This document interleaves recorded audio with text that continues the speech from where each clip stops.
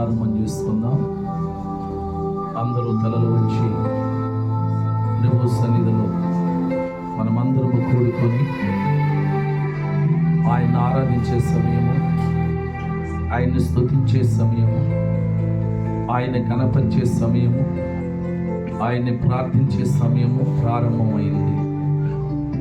కాబట్టి ఆయన ఆసీనుడై ఉన్నవాడు, మనమందరము కూడా ఆయనకి సమీపస్తులుగా ఉండి ప్రార్థన ప్రారంభం చేసుకుందాం. ప్రార్థన.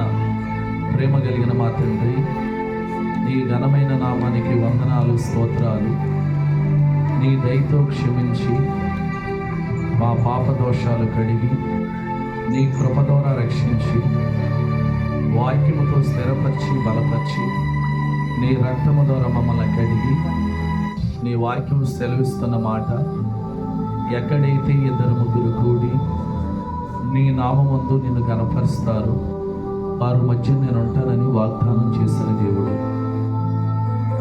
నీవు తప్ప మాకేదొక అవకాశం లేదు. ఆకాశమే కానీ భూమే కానీ నీవే మాకు ఆశ్రయ దుర్గము.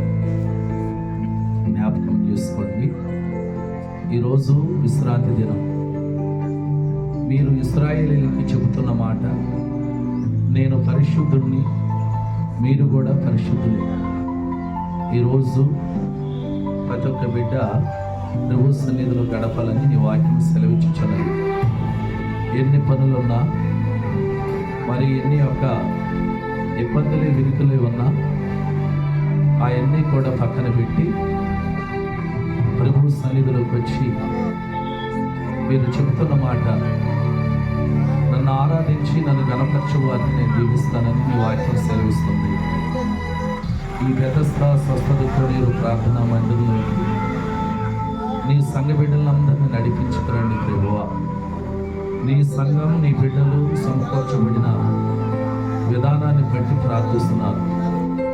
రోగులను ముట్టి, వ్యాధిగ్రస్తులను ముట్టి, బాధింపబడుతున్న వారిని ముట్టి స్వస్థత కలగజేసి పరిశుద్ధ రక్తముతో కడిగి ఈ యొక్క పాటల్లో, ప్రార్థనలో, వాక్య పరిచర్యలు తోడుగా ఉండి నడిపించమని, ఈ ప్రార్థన అంతటా కూడా జయప్రదంగా నడిపించమని, అయా ఇదిగో తండ్రిగా, కుమారుడిగా, మరి నాయన పరిశుద్ధ ఆత్మదేవుడిగా త్రియేక తత్వం కలిగి ఉన్న దేవుడు కాబట్టి మీరు మా మధ్యన సంచరించి మీ ఆత్మదీపాన్ని మాలో వెలిగించి రగిలించమని, ఈ ప్రార్థన అంతటి ద్వారా ప్రతి ఒక్క బిడ్డకి ఆరోగ్యము, స్వస్థత, ఆశీర్వాదము, దీవెన, అయా ఫలభరితమైన ఫలించి మరి కొమ్మలుగా బిడ్డలు దీవించబడాలని యేసుక్రీస్తు నామములో ప్రార్థిస్తూ, ఈ ప్రార్థన నీ యొక్క పరలోక పాద సన్నిధికి చేరాలని నజరేయుడైన యేసుక్రీస్తు